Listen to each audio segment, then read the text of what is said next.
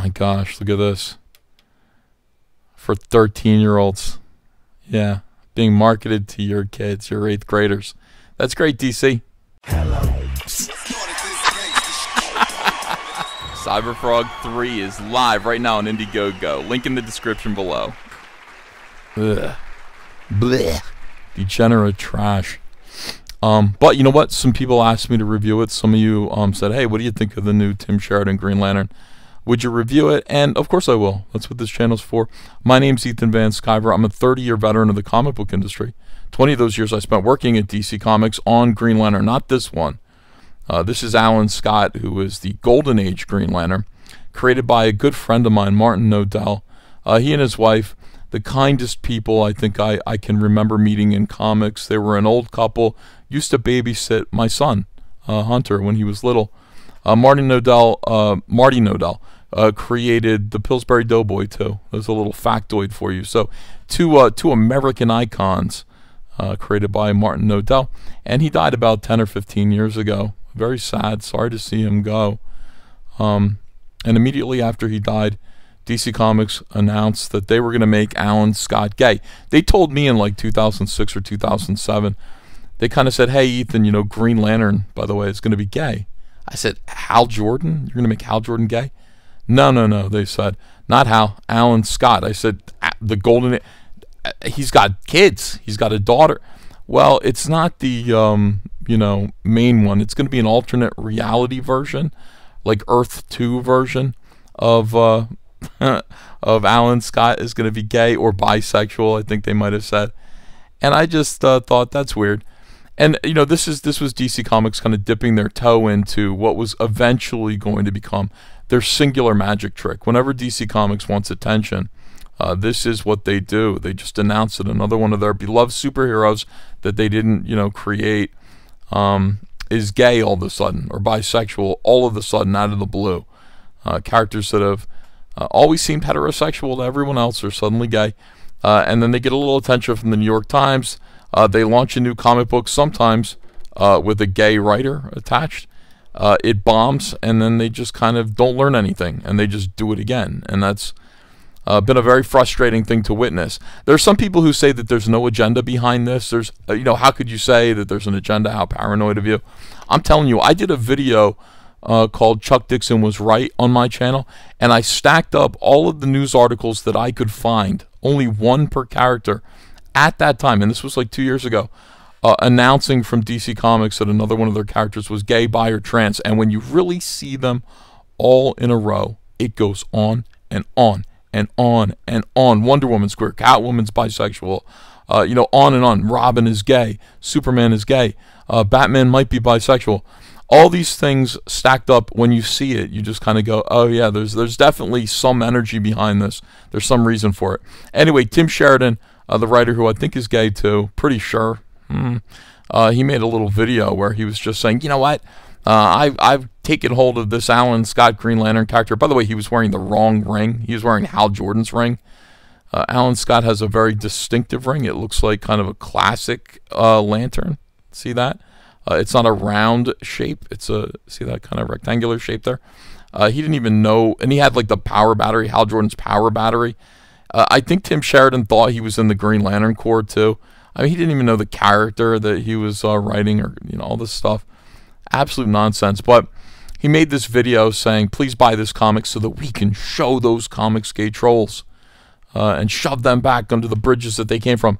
Let's show Comicsgate that there are more of us than there are of them. And statistically, that just isn't true. I mean, it's 3% of the population, and a tiny percentage of a niche audience, comic book readers. So, in fact, the book bombed, did not sell very well. I think it hit number 168 of the top 500, which is crazy. Those sales are minuscule. And it doesn't really matter, because DC knew that, and they set it up so that they would get 6 issues.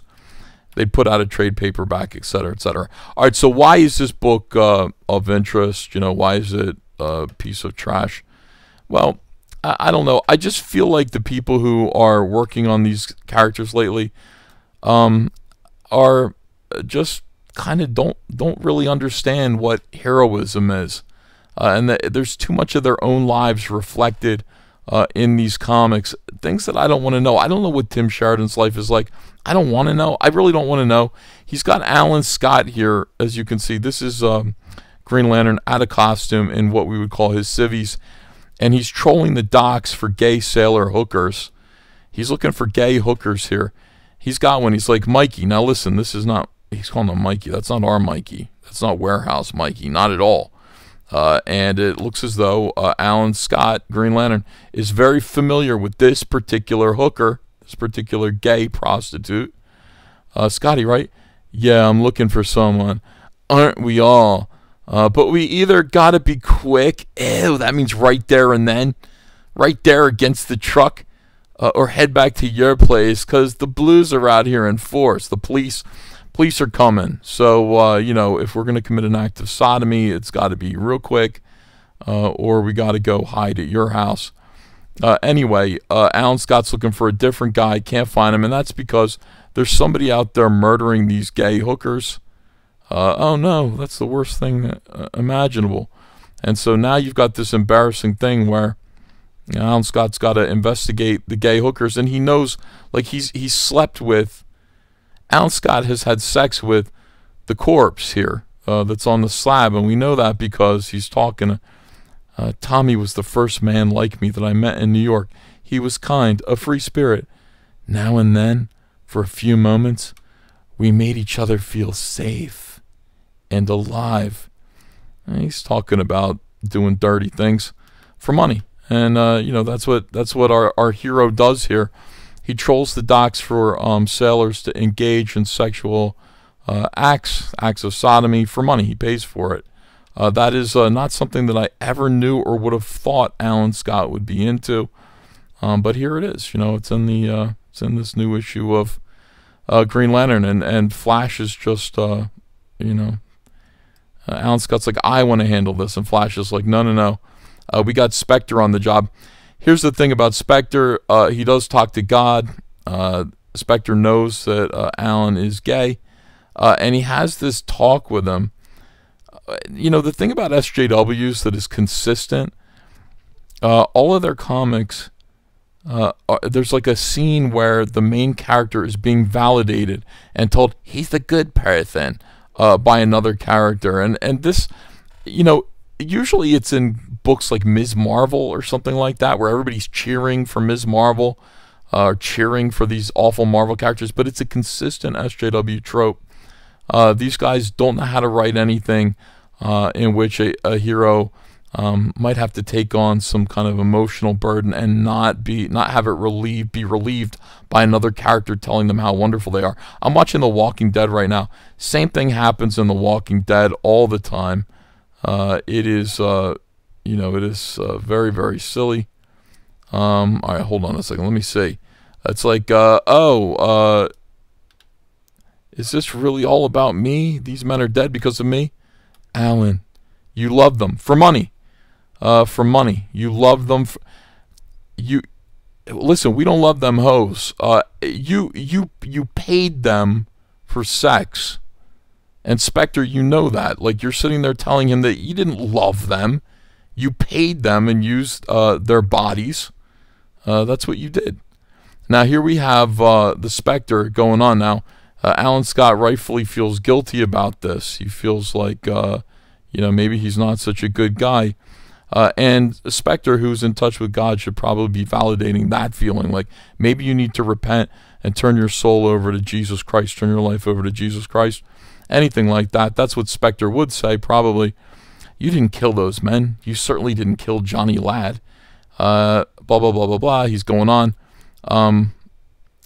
Let's see. Oh, here it is. Take heed of me, Green Lantern. I am the Spectre. This is very much my department. God's retribution isn't reserved for men like Bob Kane. Hold on a second. There's a reference to Bob Kane here. So Bob Kane is going to hell. Where is it? Right there. Bob Kane is going to hell. Or Will Thomas. Who's Will Thomas? Like, what's that a reference to? It belongs to those who would judge them and hate them and bring them harm. And believe me, sooner or later, That retribution will come. All right, let me see. You aren't meant to carry all this pain, Alan. You can still avoid the dark spirit of vengeance that began to consume my soul the day I died, bringing me further and further from the man I was. You, Alan, are no more of a sinner than anyone, and Johnny's death was not your fault. Well, actually, and here we go. Now we're into the hug. We got the hug sequence here between two superheroes. Validating, one of validating the other one. The difference between you and those who deserve divine punishment is you stand up. You put on the ring and the cape. Oh, this is so SJW. This is amazing. You put on the ring and the cape and you try with all your power to do good, and you pay gay hookers on the docks for sex. You do that too. You honor his creation every time you work to save it, Alan, his, God's. And you pay gay hookers for sex who end up getting murdered. And every time you choose light and darkness, every time you choose light and love over darkness and shame, or what you do is you choose to pay young men for gay sexual intercourse. If God himself didn't want you to love, you're not loving them, you're paying them. You're paying them for sex. Then how could you? And we got a shot of Alan just loving on his boyfriend, who I guess he might be cheating on with gay hookers, which is not safe. I hope that he wears a prophylactic and protects his boyfriend from his extracurricular and very dangerous sexual activities. And here's the Spectre, by the way. This is how somebody who doesn't believe in God, who has to write a character who is an agent, a servant of God, gets around all this. First, we denigrate the existence of the church. May surprise you to learn that I, the Spectre, am actually not all that spiritual. Ironic, I know. And I tell you this so you'll understand. I'm not spouting like church doctrine or religious ideology here. This is all very real for me. God is real. He's an actual voice that calls to me. A voice? Yeah, it sounds like I should be the one in the asylum. All right, so God is just a voice inside Spectre's head, who basically tells Alan Scott that it's okay, and he's a wonderful guy for paying for gay sex to murder victims while cheating on his boyfriend, who probably doesn't know. Maybe he does the same thing. I don't really know. Anyway, this is garbage. This is absolute trash. This is the wrong message. It's the wrong way to look at Alan Scott. And I think Marty Nodell would be embarrassed. He'd probably be annoyed by this portrayal of his character. I mean, I think Marty Nodell probably would have been like, hey, Alan Scott's not gay. But if he were, he would not be trolling the docks for gay sex, paying for gay sex from hookers. Just wouldn't be the character that I created. Now, the Pillsbury Doughboy, on the other hand, maybe. Thanks for watching this video. I do not recommend this book except for, I don't know, put it in the garbage in a shredder. It is just filth. Typical of what's coming out of the mainstream comic book industry right now. If you want something different, go check out Comicsgate Books, the indie movement. Cyberfrog is my book. I'd appreciate your support. There's none of this filth in it, and there shouldn't be, because it should be appropriate for children. Thanks for watching. I'll see you again later with another video. Take care. Hey, come follow me on Twitter, @EthanVanSkyver.